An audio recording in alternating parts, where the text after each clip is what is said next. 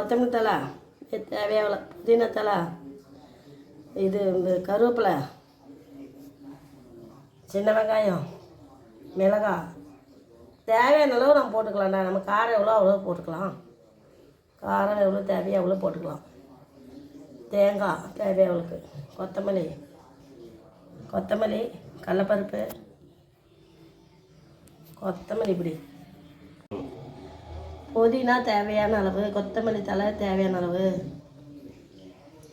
மிளகாய் தேவையான அளவு, சின்ன வெங்காயம் தேவையான அளவு, தேங்காய் தேவையான அளவு, இது பூண்டு ஒரு பல், இஞ்சி துண்டு அரை, கடலப்பருப்பு கொத்தமல்லி சீரகம் தக்காளி உப்பு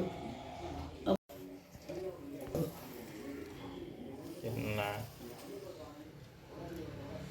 4 ஸ்பூன் 3 ஸ்பூன் ஊற்றிக்கலாம்.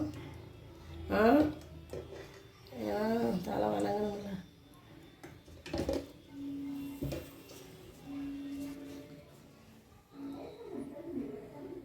ஃபஸ்ட்டு பருப்பு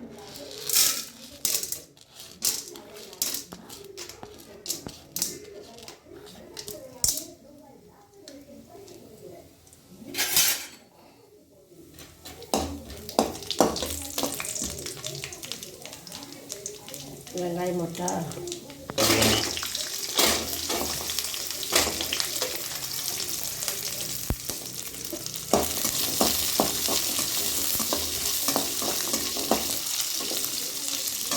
இது நல்லா வணங்கணும். வெங்காயம் கொஞ்சம் பார்த்துக்கோ. நீ பேசண்டா அடிச்சு போடுவேன். கொத்தமல்லி போட்டாச்சு, மிளகாய் நல்லா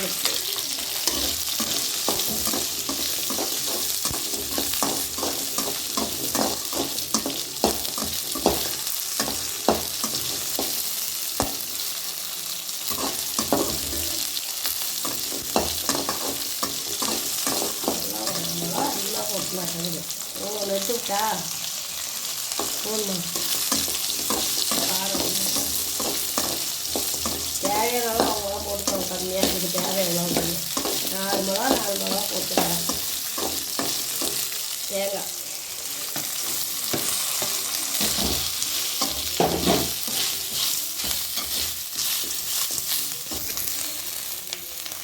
கொத்தமல்லி தழை போடுவோம். கொத்தமல்லி புதினா நல்லா வணக்கணும்.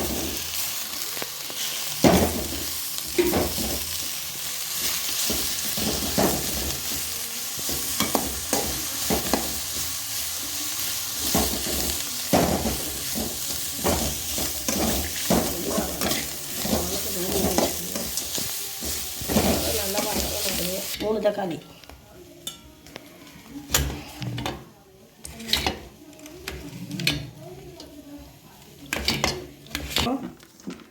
ஆட்டி தக்காளி ஆட்டி இதை ஆட்டிட்டு தான் அது அப்புறமா தக்காளி போட்டாங்கன்னா நல்லா சட்னி ரெடி.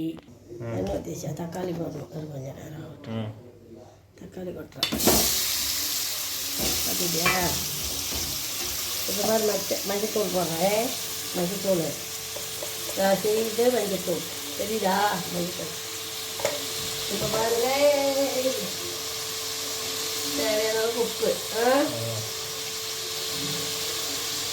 அவ்வளோதான். இது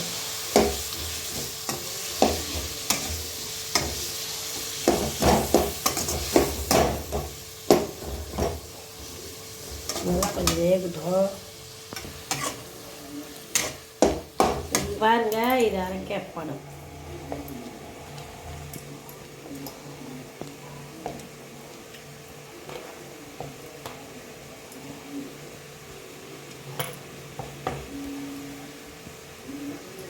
இப்போ தண்ணி ஊற்றி இப்போ அரைக்கிட்டா அரைக்கிறேன்.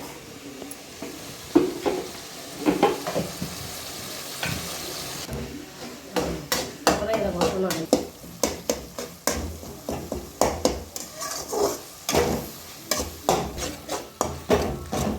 இப்போ சொல்லிட்டா பாருங்க.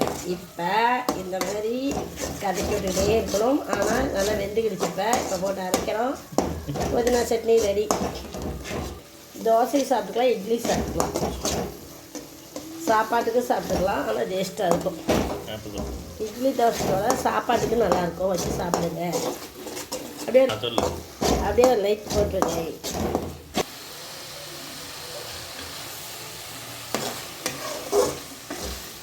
சூப்பராக இருக்கும்.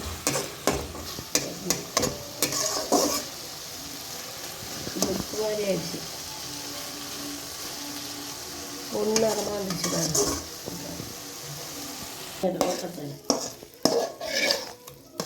இது பாருங்க, இதில் ஊற்றி இப்படி மிக்சியில் ஊற்றி அரைக்கப்படும். பாருங்க, சாப்பாட்டுக்கு சூப்பராக இருக்கும்.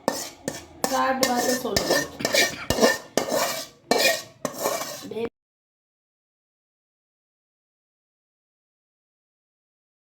சட்னி, புதினா சட்னி ரெடி. இதை ஊற்றுறேன். நீ ரெடி. சாப்பாட்டுக்கு சூப்பர்.